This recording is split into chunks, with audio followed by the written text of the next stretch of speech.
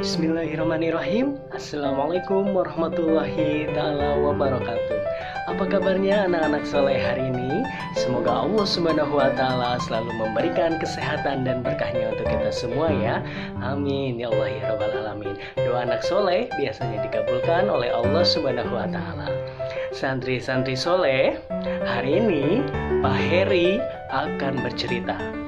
Dulu saat membeli makanan, terutama bakso ya. Bakso itu sangat lezat sekali, apalagi dimakan dengan saus, sambal, kecap, cuka. Mantap kan? Nah, tapi tahukah kalian zat apa sih yang terkandung dalam semangkuk bakso? Apa saja kandungan yang terkandung di dalamnya? Nah, sekarang kita akan membahas tentang teks laporan percobaan sederhana untuk mendeteksi zat berbahaya pada makanan, adanya vitamin pada makanan, atau yang lainnya. Laporan percobaan ini sering kalian temukan dalam kehidupan kalian sehari-hari tentunya ya, seperti yang telah tadi Pak Heri jelaskan. Dan tentunya kita harus merujuk ke dalam Surat Al-Furqan ayat 48 sampai 49 sesuai dengan firman-Nya sebagai berikut. وَهُوَ الَّذِي أَرْسَلَ الرِّيَاحَ بُشْرًا بَيْنَ يَدَيْ رَحْمَتِهِ وَأَنزَلْنَا مِنَ السَّمَاءِ مَاءً طَهُورًا لِنُحْيِيَ بِهِ بَلْدَةً مَيْتًا وَنُسْقِيَهُ مِمَّا خَلَقْنَا أَنْعَامًا وَأَنَاسِيَّ كَثِيرًا. Kesimpulan dari kutipan ayat tadi adalah bahwa kita sepatutnya bersyukur atas segala sesuatu yang diciptakan oleh Allah Subhanahu wa Ta'ala. Jangan sampai berbuat licik dan zolim dengan membuat makanan memakai zat yang berbahaya atau mencemari lingkungan ya. Nah, indikator yang akan kita pelajari hari ini yaitu dari kurikulum nasional sebagai berikut. Dan Kurhas Khas Darut Tauhid sebagai berikut.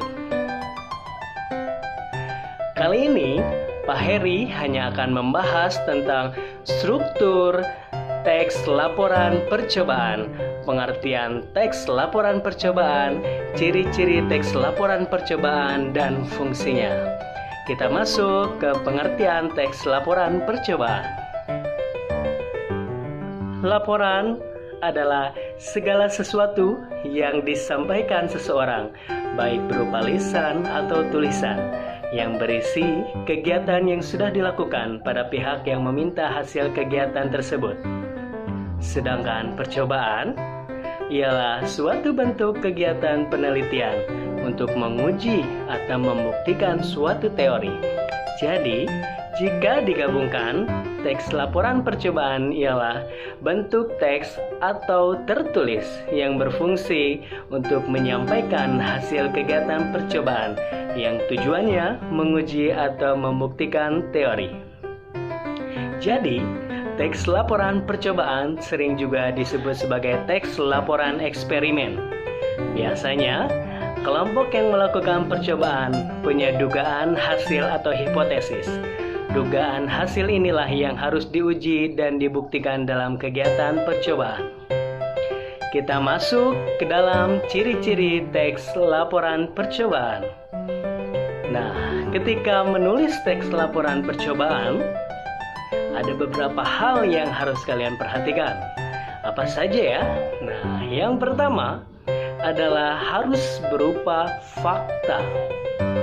Fakta itu merupakan hal yang pasti dan dapat dibuktikan. Hasil yang disampaikan dalam teks laporan percobaan benar-benar harus sudah dilakukan. Penyampaian kalimat pun harus berupa fakta. Nah, sekarang coba kalian bandingkan kedua kalimat sebagai berikut. Kandungan vitamin C stroberi sekitar 29 mg tiap 100 mg. Nah, menurut kalian, apakah itu berupa fakta atau tidak? Tepat sekali. itu bukan sebuah fakta. Karena kenapa? Karena masih terdapat penggunaan kata sekitar. Nah, sekarang coba kalian perhatikan kalimat kedua. Terkandung 54 mg vitamin C dalam setiap 100 mg jeruk. Apakah itu fakta atau tidak? Ya, betul sekali. Kalimat tersebut merupakan fakta karena menyampaikan informasi secara pasti dan bisa dibuktikan. Ciri yang kedua yaitu harus lengkap. Kamu harus menyampaikan semua informasi dalam teks laporan percobaan. Tulis selengkap-lengkapnya supaya pembaca bisa mengerti laporan secara utuh dan bisa bermanfaat ya. Selanjutnya yaitu objektif, menyampaikan informasi atau data sesuai dengan keadaan yang sesungguhnya. Apabila hasil tidak sesuai hipotesis, sampaikan apa adanya sesuai hasil percobaan yang dilakukan. Misalnya, kamu sedang menguji perbandingan vitamin C pada buah jeruk dan stroberi. Kamu menduga buah jeruk punya vitamin C lebih tinggi daripada stroberi. Ternyata, setelah dilakukan percobaan, hasilnya tidak sesuai dugaan.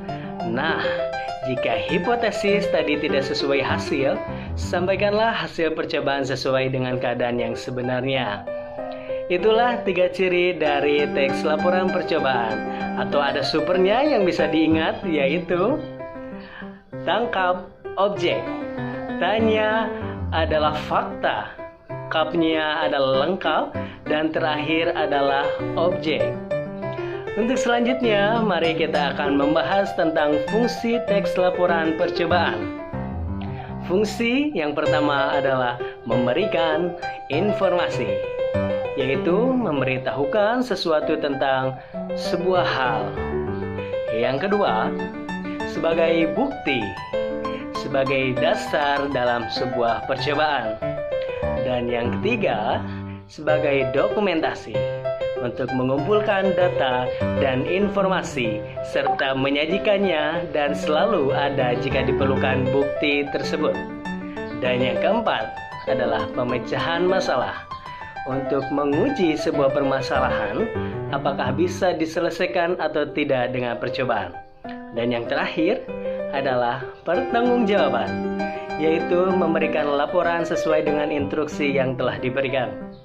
Nah, tentunya dari seluruh fungsi yang telah dijelaskan, tentunya ada super yang bisa kalian ingat, yaitu info buku, masa tanggung, yaitu sebagai informasi, bukti, masanya adalah dokumentasi, tanggungnya adalah tanggung jawab. Nah, selanjutnya Pak Heri akan membahas tentang struktur teks laporan percobaan. Percobaan dilakukan untuk mencoba suatu kegiatan baru yang belum pernah dilakukan oleh orang lain, atau membuktikan kebenaran dari suatu teori dan ilmu yang telah ada. Nah, kalau kamu melakukan suatu percobaan, kamu dapat menggunakan struktur di bawah ini dalam penyusunan laporannya ya. Yang pertama, harus ada judul. Yang kedua, tujuan. 3, alat dan bahan. 4, langkah-langkah. 5, hasil. Dan 6, simpulan. Nah, nanti kalian akan masuk ke dalam Google Classroom untuk menentukan informasi dari teks laporan percobaan dan menentukan judul, tujuan, alat, dan bahan, langkah-langkah, hasil, dan simpulannya. Selanjutnya, untuk diskusi kita masuk ke forum Zooming. Sampai jumpa di video pembelajaran selanjutnya. Terima kasih. Wassalamualaikum warahmatullahi wabarakatuh.